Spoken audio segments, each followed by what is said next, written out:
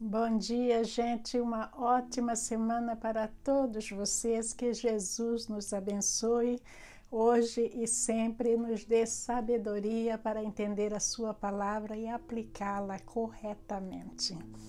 Hoje nós vamos terminar Atos 27 e o título é Por que queriam executar os prisioneiros? De que prisioneiros eu estou falando? Dos prisioneiros que estavam viajando no navio junto com Paulo. De acordo com a lei em Roma, no começo as leis eram muito bárbaras e as pessoas que eram presas era muito comum ser colocadas lá em lugares como o próprio Coliseu. E lá eles soltavam as feras selvagens para as pessoas guerrearem com essas feras até a morte.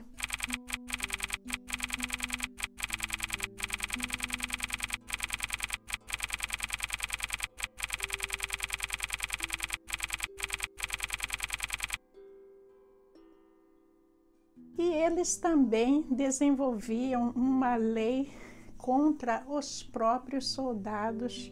Os soldados que eram feridos ou que eram capturados eram brutalmente tratados. Hoje em dia, muita lei mudou, graças a Deus, mas nós vemos que essa brutalidade ainda estava muito elevada na época do apóstolo Paulo. Veja que se algum dos prisioneiros que estivesse naquele navio escapasse, aos soldados desse navio caberia a mesma pena deles. E esse navio tinha muitos prisioneiros. Então, esses soldados, eles chegaram à conclusão, a certo ponto da viagem, que eles teriam que executar a todos os prisioneiros desse navio para não sofrer as consequências em caso eles viessem a escapar. Mas vamos primeiro à palavra de Deus, depois eu voltarei com as explicações. Leitura de Atos, capítulo 27, versículo de 38 a 44.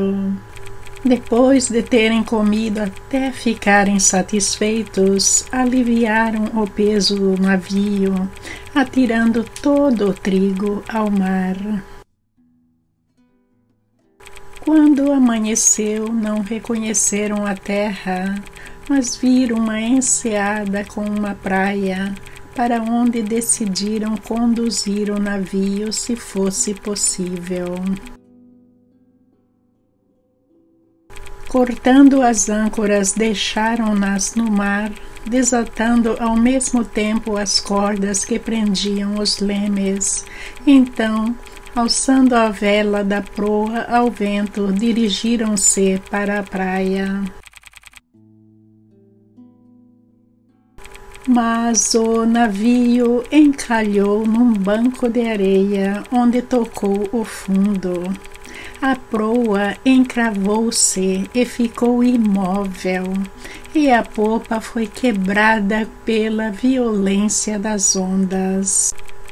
Os soldados resolveram matar os presos para impedir que algum deles fugisse, jogando-se ao mar. Mas o centurião queria poupar a vida de Paulo e os impediu de executar o plano. Então ordenou aos que sabiam nadar que se lançassem primeiro ao mar em direção à terra. Os outros teriam que salvar-se em tábuas ou em pedaços de navio. Dessa forma, todos chegaram a salvo em terra. A parte de hoje começa falando de uma parte em que todos que estavam no navio comeram até ficarem satisfeitos e depois eles tiveram que atirar todo aquele trigo que tinham no mar. Era a segunda vez que eles estavam tomando essa medida, que é para retirar o peso do navio. Mas jogando aquilo que eles tinham para alimentar, a gente vê o quanto severo era o desespero deles. Primeiro, eles jogaram toda a carga do navio no mar e agora eles estão jogando os últimos alimentos que tinham. E diz a palavra que no dia seguinte eles não reconheceram a terra em que eles viam uma enseada com uma praia. Mas como eu já li o próximo capítulo, eu sei e posso dizer para você que se trata da ilha de Malta. E com isso nós vemos que todas essas medidas que eles tomaram deu certo.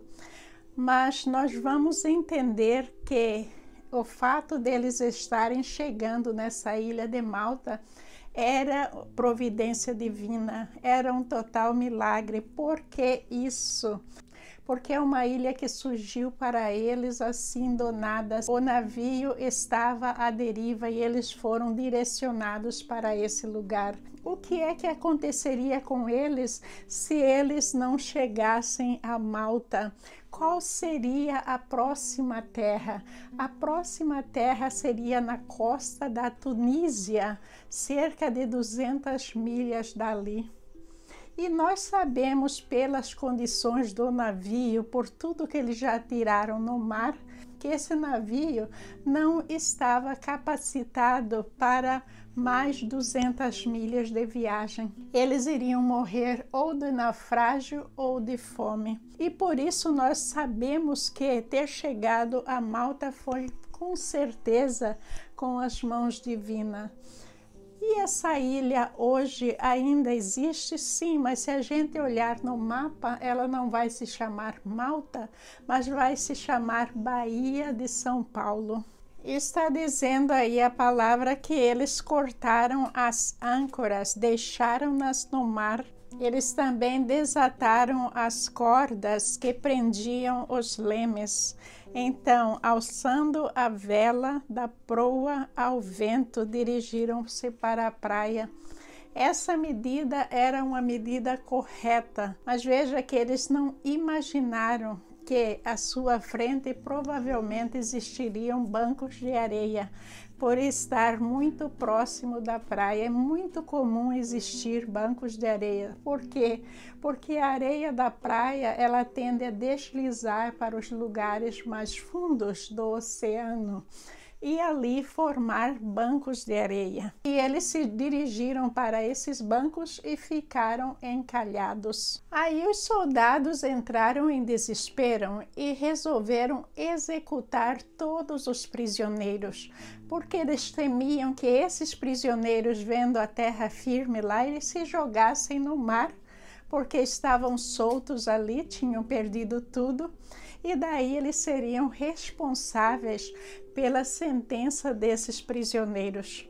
E é aquilo que eu falei, de acordo com a lei romana, se algum prisioneiro dali fugisse, o que aconteceria? Eles teriam que pagar com a mesma pena desses prisioneiros. E muitos deles ali tinham sobre si a pena de morte. Então, os soldados, eles imaginaram que seria melhor matar todos os prisioneiros e dizer ao governo romano que eles não tiveram outra opção para salvar o navio. E por esse motivo, vocês lembram que quando o Senhor libertou Pedro da prisão na calada da noite, o que é que aconteceu em seguida com os soldados? Não é verdade que Herodes os mandou executar? Sim, foi isso que aconteceu. E nós temos um outro exemplo que vocês devem lembrar, que nós discutimos os dois recentemente. É quando o apóstolo Paulo e Silas estavam presos. E daí, numa certa hora, Deus mandou um grande terremoto. E esse terremoto abriu todas as portas da prisão. Quando o soldado viu o que tinha acontecido, ele imaginou que todos que estavam na prisão tinham fugido. Então ele pegou a sua espada e estava pronto para se matar. quando Paulo apareceu e o impediu, dizendo que não, que ninguém havia fugido. Aí a gente entende que esse soldado só estava se tentando matar para se livrar da severa punição que o governo romano iria aplicar sobre ele. Vejam como é que eram as coisas. Paulo salvou a vida desse soldado lá e agora o centurião vai salvar a vida de Paulo. Não estou dizendo que tem algo relacionado, mas é uma coincidência muito grande. Aquilo que a gente tem que tirar de verdade bíblica mesmo, de tudo isso, é que as promessas de Deus nunca falham. Lembrem-se que Deus, quando eles já estavam na viagem, Deus mandou um anjo para falar para Paulo que não tivesse medo, que nem ele, nem ninguém que estivesse naquele navio iria morrer. Não foi isso que aconteceu? Sim. E agora esse navio estava indo milagrosamente para essa ilha de Malta, sobrando esse outro assunto em que Deus contou com o centurião para salvar a Paulo e aos outros prisioneiros, como Deus tinha prometido. Então, as promessas de Deus nunca falham. Ele sempre ajuda de uma maneira ou de outra. Às vezes, ele encontra pessoas para nos ajudar, para vir ao nosso encontro e prestar socorro para nós. Mas por trás de tudo está a providência divina.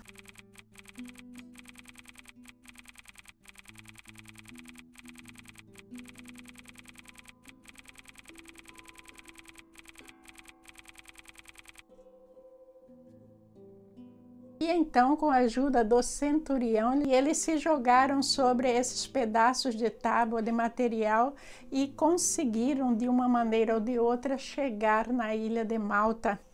E dessa forma nós vimos que a promessa de Deus foi totalmente cumprida, todos foram salvos na sua graça. Assim nós encerramos o capítulo 27, lembrando a vocês que temos mais um capítulo de Atos, daí vai encerrar este curso. Eu pedi para vocês me mandarem sugestões em que curso eu deveria prosseguir. Eu já recebi, me parece que 4 ou 5 sugestões. As pessoas querem que eu continue com as cartas de Paulo. E aí, se alguém tiver mais sugestões, pode me mandar tanto por mensagens quanto comentando aqui neste vídeo que eu receberei, e será uma grande ajuda para nós resolvermos qual caminho a seguir daqui para frente. Muito obrigada, meus amigos, por sua participação, pelo seu joinha, pelo seu carinho. Que Jesus nos abençoe abundantemente para que a gente trilhe o caminho da justiça e da paz, sempre escolhendo aquilo que nosso Senhor Jesus Cristo nos ensinou e espera que a gente assim faça. Um bom dia e paz no seu coração. Amém.